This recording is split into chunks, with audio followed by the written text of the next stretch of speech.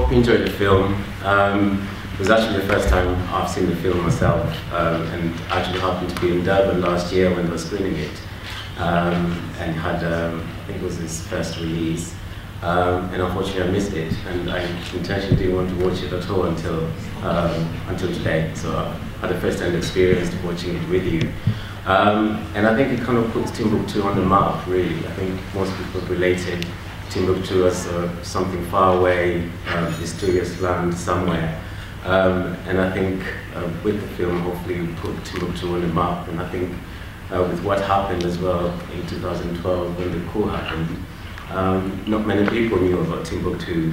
And there's some statistics actually saying some young children between the ages 16 to 19 were asked what Timbuktu is, and I think 66% of them, they thought it was a mysterious place somewhere unknown, and others, I think 34% said it didn't exist at all, which kind of, ask me the question people need to know about this magical place, really with rich cultural history going back for years.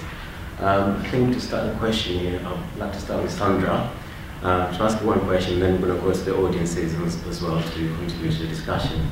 I think for me, Hay-Timbuktu link has been working in Timbuktu for the past 4 or 5 years, and I think you've seen Timbuktu prior to the coup and after the coup. Just tell us what changes have you seen happening over the past 2 years. I went to Timbuktu in 2009. The twinning started in 2007 when Timbuktu put an advert in the Independent looking for a partner in the UK, and a number of towns responded to the advert, and someone from Hay decided that if we just sat back and waited, we probably wouldn't get the twinning. So she went out in a Land Rover to Timbuktu and persuaded people there that the twinning should happen. And we had a couple of delegations out then between 2007 and 2009, and they're an incredibly resilient people. They've obviously had lots and lots of conflicts throughout their history, but they're an incredibly kind and generous people, very peaceable, very religious, lovers of music. So you saw in the film the way in which music just couldn't happen during the Islamists being there. And guns are something that were just quite alien to them. We almost lost contact during the time of the conflict because communications were really difficult. But we kept getting some messages from them.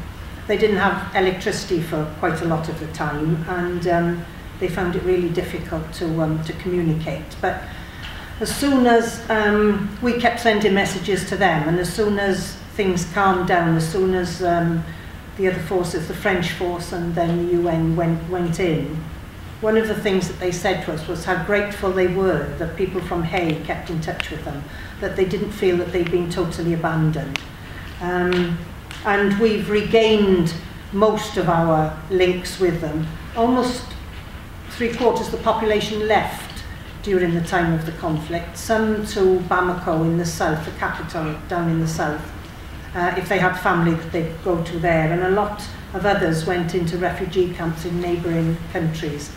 Many of them haven't in fact come back. It's been really difficult for people to get back, mainly because they haven't had the money to bring them back.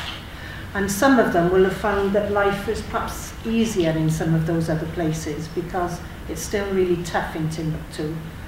Food is still very short. The schools all closed during the time of the conflict. Girls weren't allowed to be in school at all, and when they did reopen schools, it was just for the boys. But gradually the girls have come back to school, and one of our big projects is supporting girls in school. So it's great that they're back. The director of the film, Abdurrahman Sissako, he made a film called Bamako as well. So how does that film compare compared to this one? And maybe you can tell us a little bit about Abdurrahman Sissako and some of his work as well. Bamako, which is the preceding feature film, was made in 2006. There's quite a long space of time between the two of them. It's a much more directly politically engaged film, which seems like a strange thing to say when talking about Timbuktu, which is clearly dealing with a significant chunk of contemporary geopolitics, even within the very small space that is shown in the film. Bamako is a much less consumable product for a Western audience, I would have said, whereas Timbuktu, I think, has been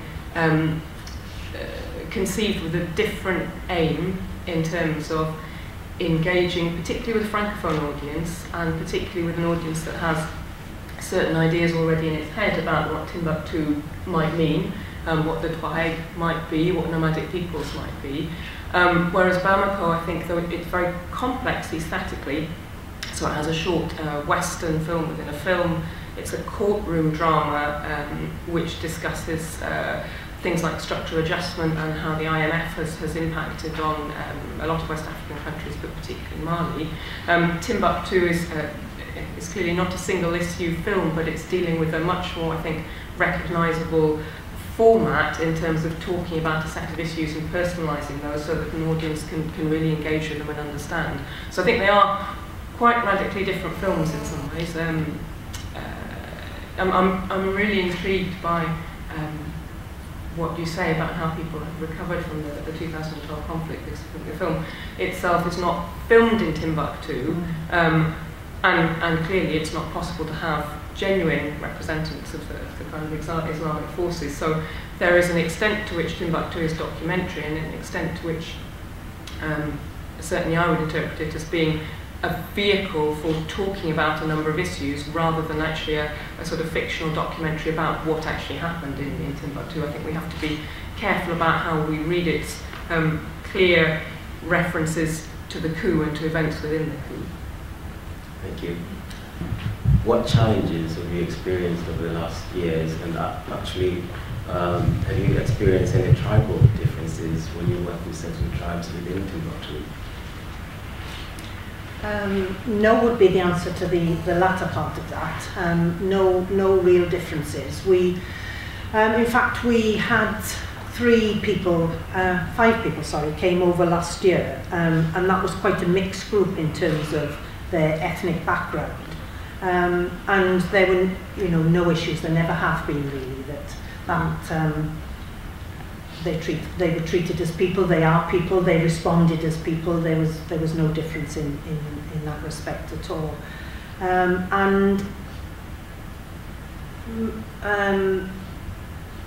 Most of the girls that we're working with will not be from Tuareg families, for no real reason than that they tend not to be coming into schools and not to be coming in and using the medical facilities that we're linked with either. I see. But in terms of individuals, no issues. No issues at all. Just a general question. After making the film, has it been watched by a local contemporary audience in the area where it was filmed? And if so, what do they say about those issues, whether the issues you're trying to raise? What were their general comments? I'm not aware of the film having been specifically shown to an audience in Mali, though obviously many Malians will have. I mean, you can access the trailer on YouTube, you can access kind of portions of the film on YouTube. I'm not aware, and I could well be very misinformed, that the film has actually circulated in Mali within Bamako cinemas, for example. Obviously there was lots of exposure around the Cannes Film Festival, and there have been both some really positive reviews, talking about the beautiful poetry of the film and the vistas within the film, and some quite negative,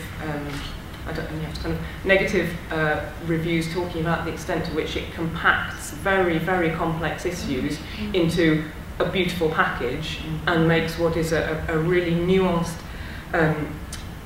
domestic political as well as geopolitical situation something that's really quite simple to understand. And certainly there's quite an interesting interview with a French anthropologist on YouTube who talks about the fact that actually, to his mind, it's a film that has been clearly packaged towards a Western audience, and that actually the way that it displays certain kind of cliches about ethnicity in particular would be something that one would imagine a Malian audience might find quite difficult to respond to in the same way. How has the situation changed since the French got involved and the UN, as the central government, changed its policy with regard to allocation of resources, and has it made any moves towards granting more autonomy? So what is the overall situation with regard to stability in Mali and relations with the Tuaregs, please? Thank you. As I understand it, there's been a peace treaty signed by a number of the groups involved, but not by the Tuaregs. And part of the peace treaty is that central government have agreed to distribute resources, 30% I think of resources to regions, with particular emphasis on the north. But the Tuaregs have apparently decided that they want longer to consider that situation and haven't yet come to the table to sign the peace treaty. As I understand it from colleagues that in Timbuktu, lots of the Tuaregs are not in Timbuktu. They haven't actually come back to Timbuktu. And there's some reluctance, some fears, because clearly people within Timbuktu thought that they'd sided with the Islamists when they came in, and so there are difficulties there as a result of that. But there's no obvious move towards independence for that north of Mali. It's quite interesting actually how the Tuareg are depicted in the film in that light, because the MNLA, which is the acronym Sorry.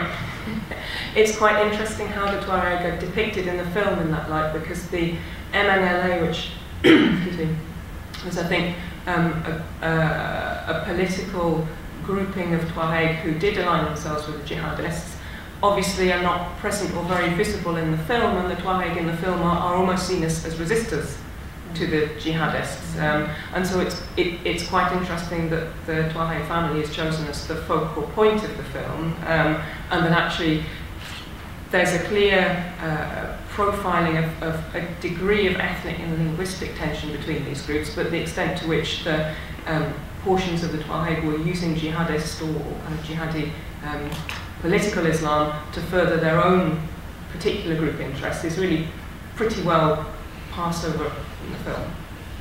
Sorry, I'm suggesting that there probably will be an agreement with the Tuareg, but it will just take time. And I'm suggesting that Mali's political stability is likely to be okay in the near future, or are you suggesting there will still need to be the UN and French staying for a long time because the jihadists are still in the wings, as it were? I think the panel kind of answers much as they can with that question regarding the treaty, and but means no professions as such knowing exactly what will happen to Mali, but I think there's a treaty that's in action at this moment in time, and is about whether the Tuaregs will sign the treaty. That's the main question. Any other questions at all? The theme coming through to me was that this is a manifestation of dire poverty, really. Everything orientating about one football, causing problems. I like that scene. Murdering somebody over the death of one cow. And I suppose the lady from Hay, you mentioned education. Yes, that's obviously linked into to great poverty.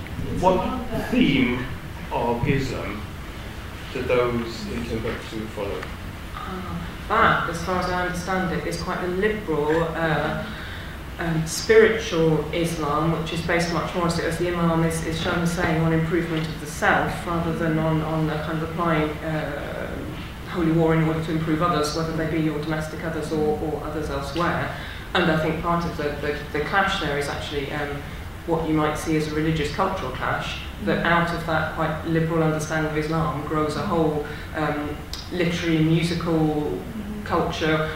And Mali has always been at the crossroads of many different movements of people and cultures, and so has grown in some ways quite hybrid and quite one might understand as being quite welcoming and open to and used to mixing with others. There's a huge amount of interlingualism in the film, for example. So, translation is an act that happens all the time, every day, and many people speak many languages and understand the different cultural practices of other groups and are reasonably respectful of them. I think what the film shows is quite interesting is the kind of collision of political Islam with an Islam that is kind of cultural and about self-improvement, and that's in some ways particularly interesting in the film because the jihadists are, compared certainly with Western media, relatively humanised. Just to add to what Rachel is saying, I don't know if people are aware that Timbuktu has had a long history, especially with Islamic literature going back for many years, and therefore there's an old practice of Islam, we might say, which is what you were implying earlier.